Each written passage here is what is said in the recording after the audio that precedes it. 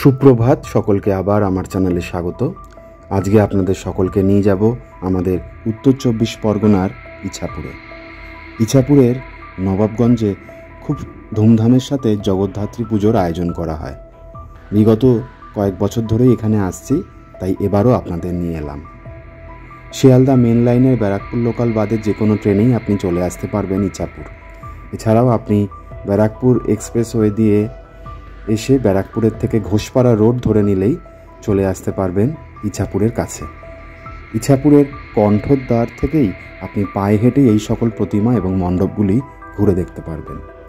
চলুন ঘুরিয়ে দেখাই ইছাপুর স্টেশন থেকে আপনি কিভাবে সেখানে যাবেন।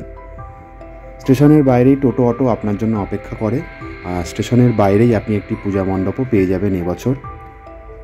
তারপর ধীরে ধীরে চলে আসুন নবাবগঞ্জের দিকে। আশা করি আজকের ভিডিও সকলের ভালো লাগবে। সকলেই চন্দননগরের ভিডিও দেখে খুবই খুশি হয়েছেন। আগামীকাল আমি কৃষ্ণনগর যাচ্ছি, সেখানকারও প্রতিমাগুলো আপনাদের সামনে তুলে ধরব। চলে এসেছি কণ্ঠদ্বারের কাছে, যেখানকার কালী মন্দিরটাও খুব বিখ্যাত। অবশ্যই আসলে মাকে প্রণাম জানিয়ে যাবেন।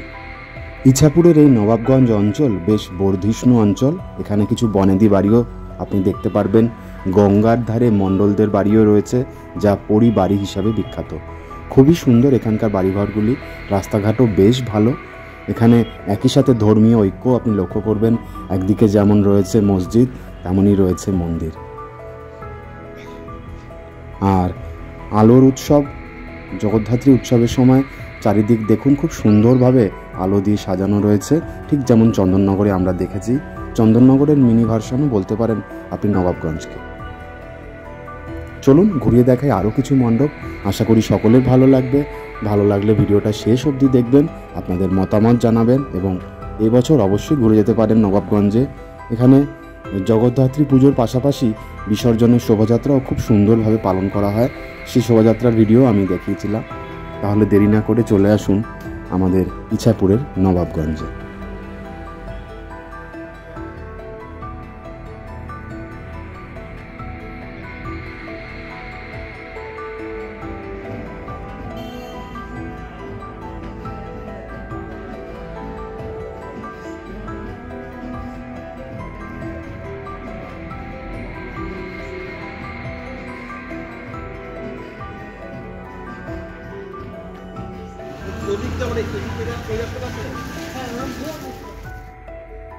আগামীকাল অর্থাৎ বৃহস্পতিবার হচ্ছে নবমী।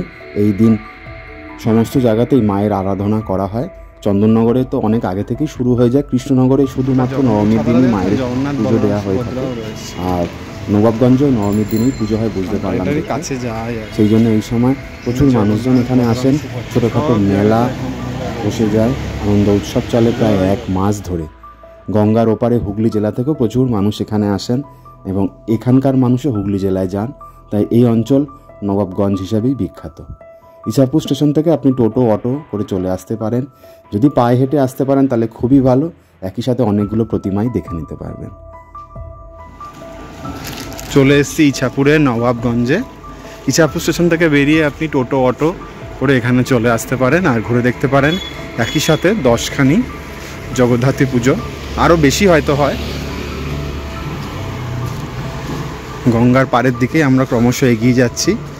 আশা করি চন্দননগরের ভিডিও সকলের ভালো লেগেছে। আগামীকাল মহানবমীর দিনে যাব কৃষ্ণনগর, তখন আপনাদের কৃষ্ণনগরেরও খুব সুন্দর দেখুন লাইটিংগুলো। এখানেও বিসর্জনের জন্য সে স্ট্যান্ডগুলো তৈরি করা হচ্ছে লোহার,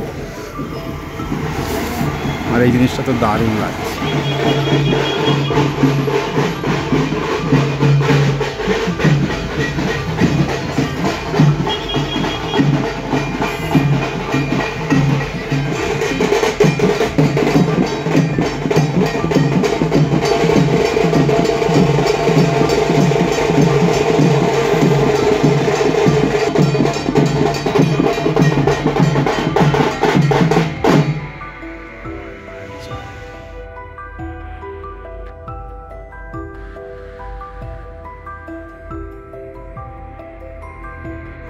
আবহাওয়া দপ্তরের প্রেডিকশন মতোই মঙ্গলবার, বুধবার, বৃহস্পতিবার বৃষ্টির সম্ভাবনা রয়েছে, যা এখানে হয়েওছে।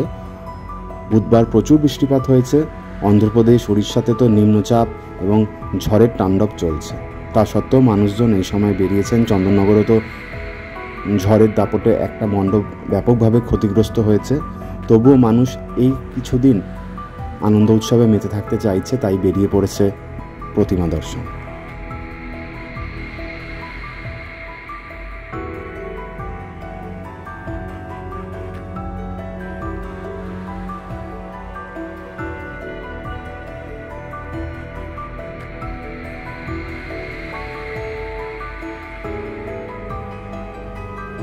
গঙ্গার ওপারে হুগলি জেলার ভদ্রেশ্বর সম্ভবত, যেখানকার তেঁতুলতলার মা খুবই বিখ্যাত। সময় সুযোগ পেলে সেখানেও ঘুরে আসতে পারেন।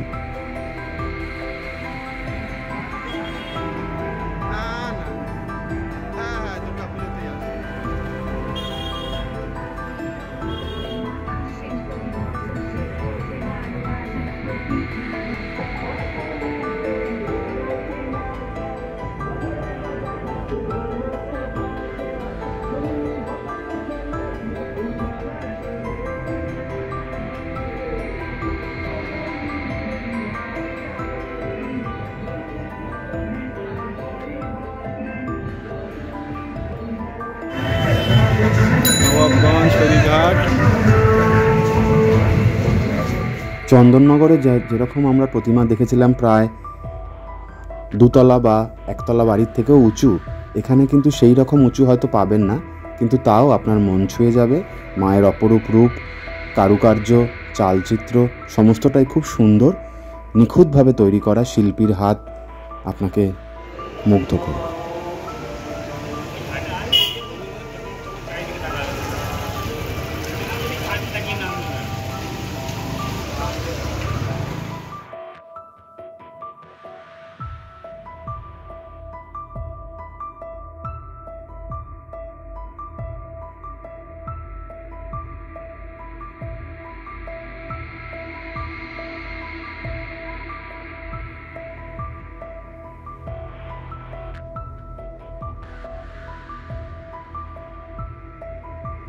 একে একে দুর্গাপুজো, কালী পুজো, লক্ষ্মী পুজো, জগদ্ধাত্রী পুজো সমস্ত পুজো পার্বণই শেষ হতে চলল। সামনের সপ্তাহে রাস পূর্ণিমা, সে সময় ইচ্ছা রয়েছে নবদ্বীপ আপনাদের একবার ঘুরিয়ে দেখা। গতবার যেমন শান্তিপুর গিয়েছিলাম, যদি সময় সুযোগ হয় অবশ্যই ঘুরিয়ে দেখাবো।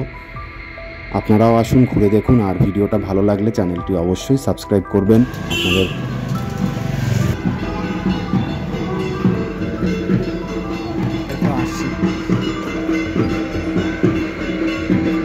রাস দেখতে আসা হয়।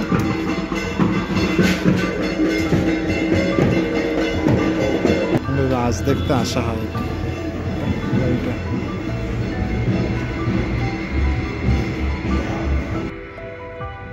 এখানে জন্মাষ্টমীর সময়ও আমরা এসেছিলাম। এই বাড়িটিতে জন্মাষ্টমীর অনুষ্ঠানও খুব সুন্দরভাবে হয়।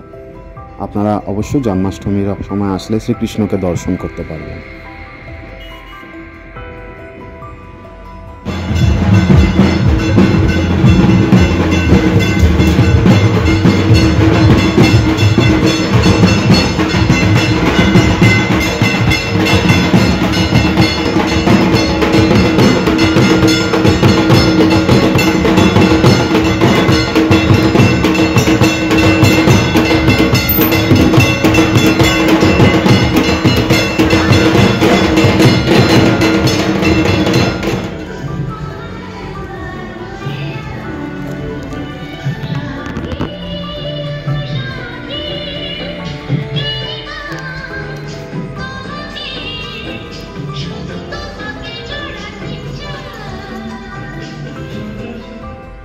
মায়ের কৃপাদৃষ্টি আমাদের উপর বজায় থাকুক, শুভ শক্তি জাগ্রত হোক, এই কামনাই করি।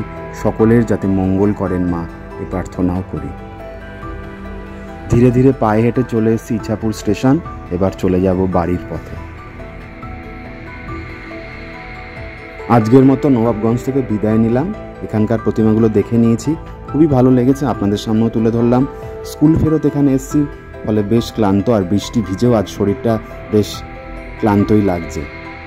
তাই বিদায় নিলাম। সকলে ভালো থাকবেন, সুস্থ থাকবেন এবং নবাবগঞ্জ অবশ্যই ঘুরে যেতে পারেন। শুভরাত্রি।